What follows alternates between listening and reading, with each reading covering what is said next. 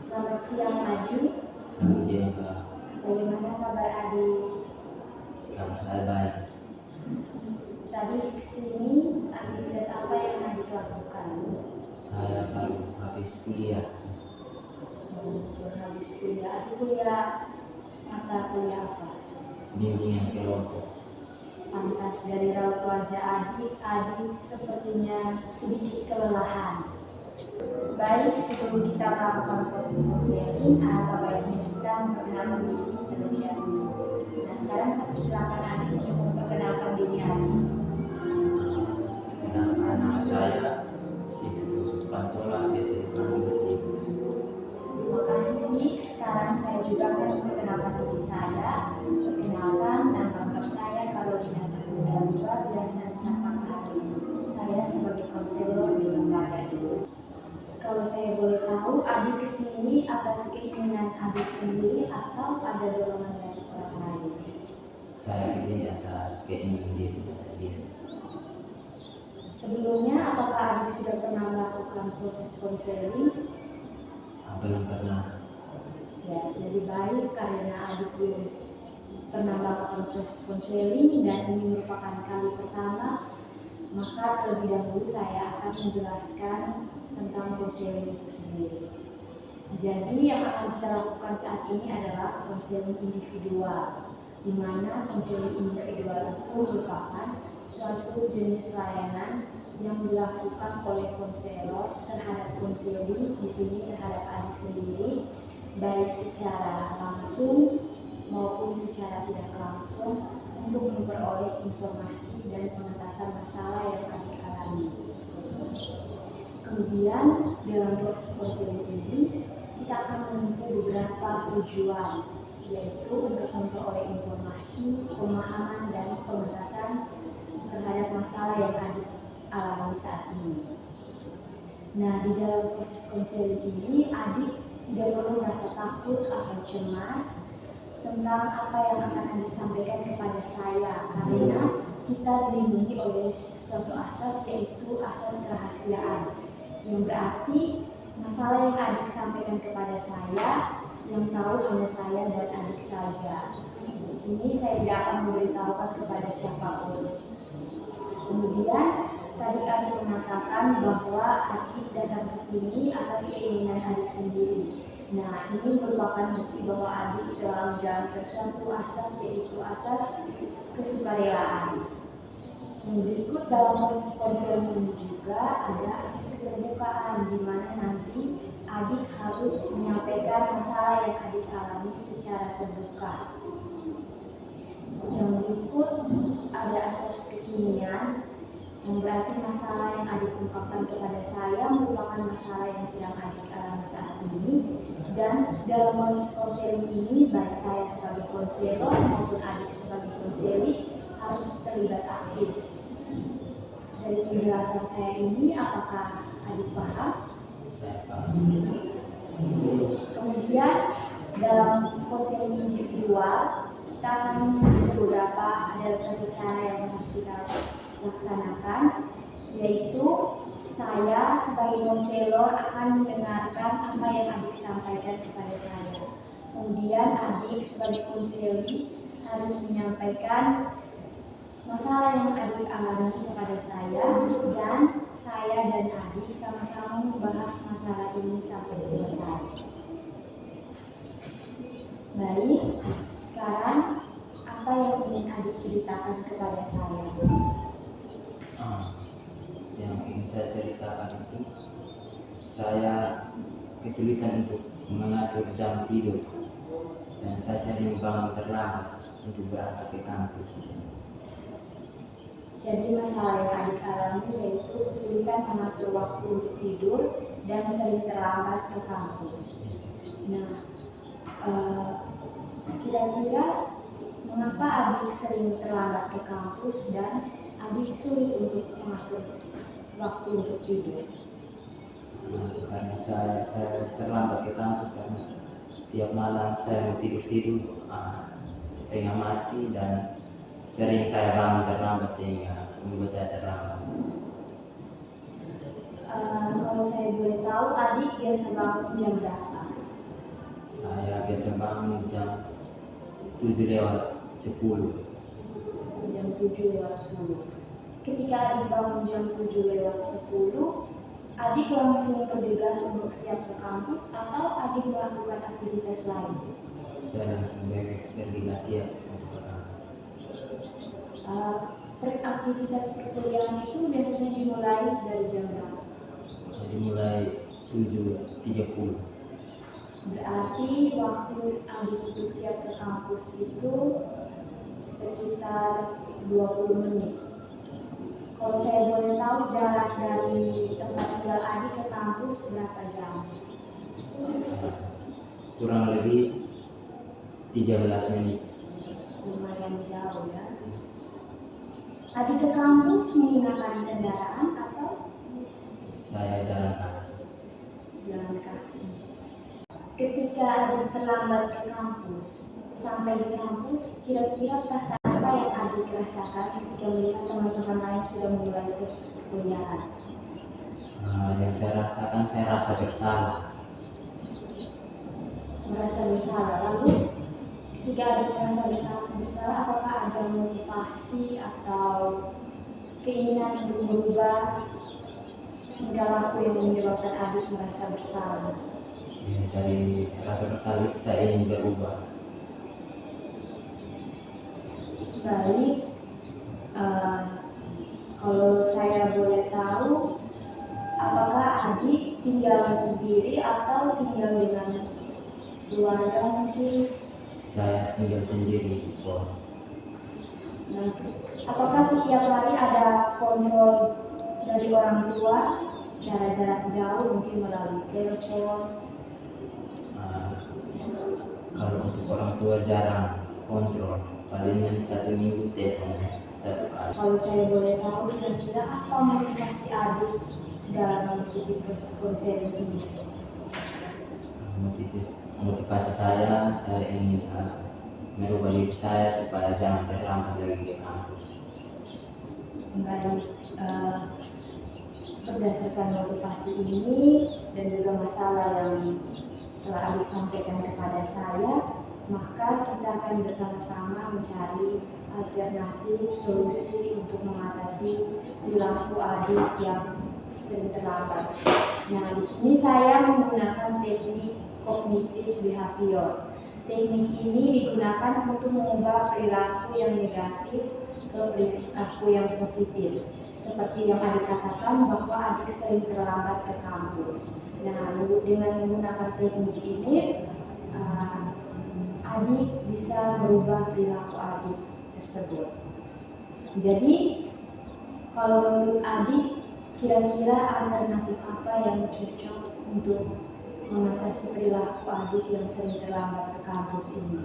Dengan membuat jadwal harian. Apakah ada alternatif lagi dari adik? Mungkin dari saya. Ya, kalau begitu di sini saya akan menambahkan sedikit. Mungkin adik juga perlu membuat alarm, dan juga adik perlu menerapkan komitmen dalam diri adik sendiri, dan komitmen itu disertai dengan konsekuensi. Misalnya, ketika adik bangun besok pagi, ketika adik bangun terlambat, maka adik perlu menerapkan konsekuensi apa dalam diri adik. Lalu ketika adik bangun tidak terlambat juga, pasti ada rasa puas dalam diri adik, ya kan? Ya. Nah, saya rasa yang perlu adik lakukan yaitu dengan menjalankan 2 alternatif ini. Dari 2 alternatif ini, kira-kira alternatif mana yang mau adik pakai?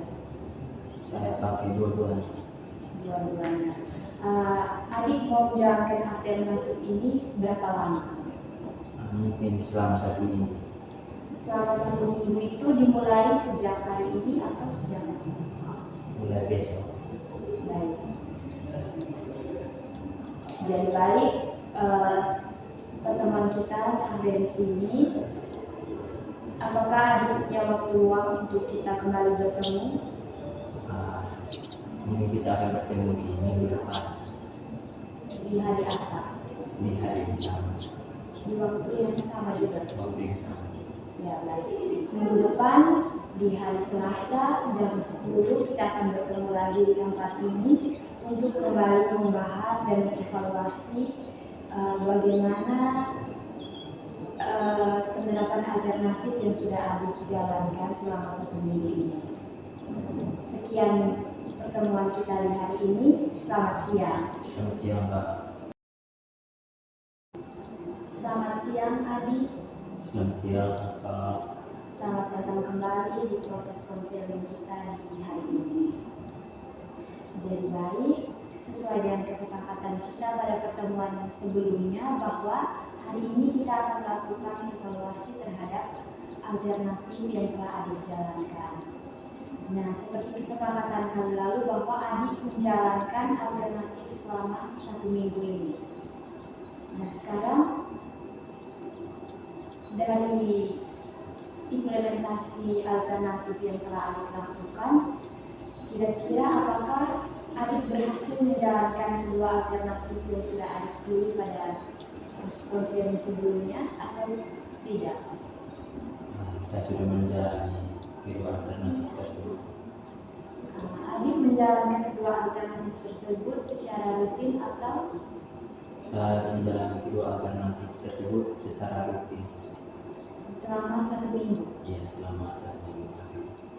Dan dari hasil itu apakah ada perubahan yang terjadi? Dengan hasil tersebut saya bangun lebih awal dan saya tidur lebih sedikit. Adit tidak terlambat lagi datang ke kampus. Puji Tuhan sudah 1 minggu saya tidak terlambat lagi. Ya, kalau saya boleh tahu, coba Adit ceritakan pengalaman Adit selama menjalankan alternatif tersebut. Pengalaman saya pas baru awal-awal menjalaninya itu saya agak kesulitan karena harus tidur, saya atur jadwalnya itu harus tidur jam 10.30. Tapi pas awal-awal itu saya melewati saya tidak tidur tepat waktu yang saya tentukan dan saya tidur pas sudah jam 11 lewat, tapi bangun karena sudah pakai alarm jadi bangunnya tidak tepat waktu. Itu pengalaman saya, dan setelah itu besoknya saya sudah mengikuti jadwal yang saya buat. Selama menjalankan alternatif itu, kira-kira perasaan apa yang Adit rasakan? Saya merasa senang. Adit merasa senang. Kalau saya boleh tahu, merasa senang karena apa? Senang yang bagaimana?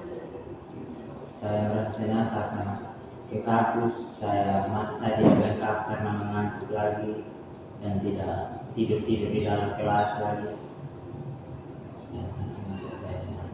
Lalu perasaan apa yang Adit rasakan setelah Adit berhasil menjalankan alternatif yang sudah Adit pilih tadi? Perasaan yang saya alami. Maksudnya setelah Adit menjalankan alternatif itu, seperti sekarang kan Adit sudah tidak terlambat lagi ke kampus, pasti ada perasaan yang muncul dalam diri Adit.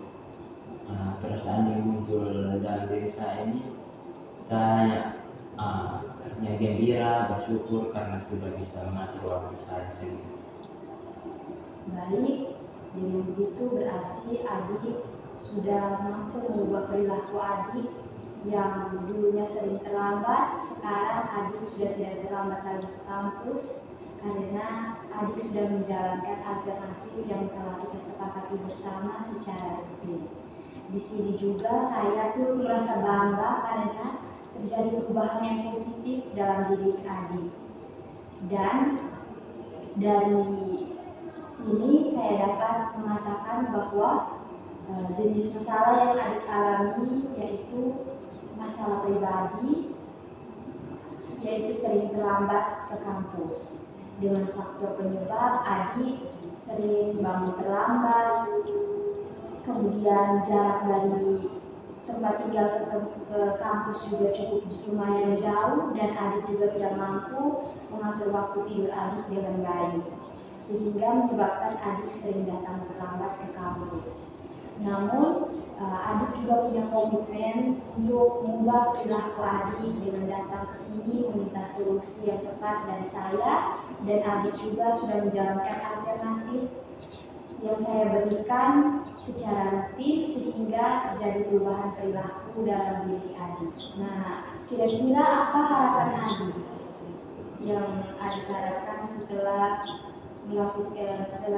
melakukan proses konseling ini, juga telah menjalankan alternatif yang sudah diberikan?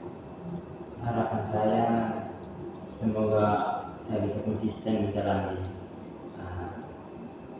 jadwal dan masukan yang sudah kakak berikan kepada saya supaya saya tetap konsisten untuk ke depan tetap bertahan. Baik, selain harapan dari adik juga, di sini saya sendiri juga berharap adik juga harus tetap konsisten dan tetap mempertahankan perilaku positif yang sudah ada dari diri adik. Adik harus tetap menjalankan alternatif ini sampai setiap hari. Baik, terima kasih karena adik sudah mau bertemu kembali dengan saya hari ini. Juga terima kasih telah menjalankan alternatif yang telah saya berikan sehingga membuahkan hasil yang baik. Di sini saya mengucapkan terima kasih juga untuk keterlibatan adik selama proses konseling. Adik juga sudah terlibat aktif. Pertemuan kita sampai di sini, dan kedepannya mungkin adik ingin bertemu lagi dengan saya, ingin menyampaikan sesuatu yang mungkin sulit untuk adik pikirkan sendiri, adik bisa datang kembali lagi ke saya. Sekian pertemuan kita di hari ini. Terima kasih dan selamat siang. Selamat siang.